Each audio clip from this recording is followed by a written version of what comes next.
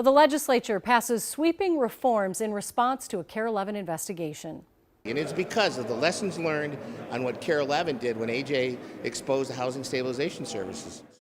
Significant concerns of fraud and forgery. That's what KARE 11 investigates exposed in a $100 million a year program to help the elderly and the disabled find and maintain housing. Investigative reporter AJ Legault joins us with details on the action lawmakers took in response to his findings. AJ?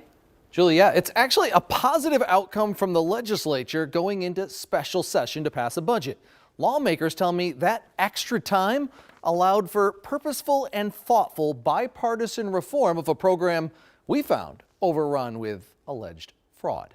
Right, we're gonna slap a lid on it. Reforms at the State House aimed at cracking down on those preying on Minnesota's poorest and most vulnerable, people just hoping to find a house. That really pissed me off. Jesse Kingbird is a disabled combat veteran and homeless. He's currently staying with family.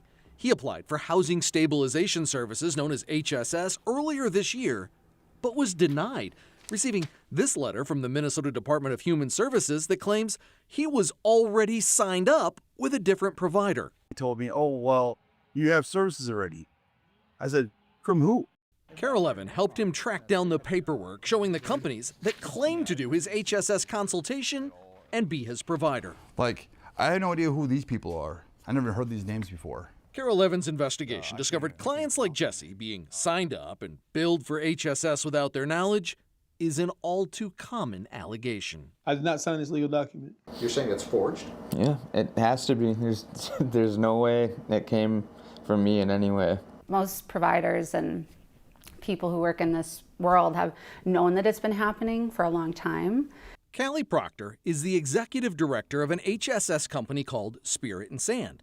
She and many other providers say program reforms have been desperately needed to weed out bad actors. With this program, if you want to commit fraud, is it easy? I don't want to say it's easy because I am an HSS provider, but honestly, yeah, it is easy. It is easy. It's too easy. And those bad actors we need to stop.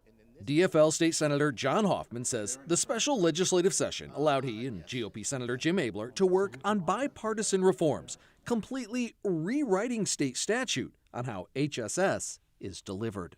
It's really getting some transparency and accountability in the process. Among the numerous new requirements, mandated background studies for owners and employees of HSS companies.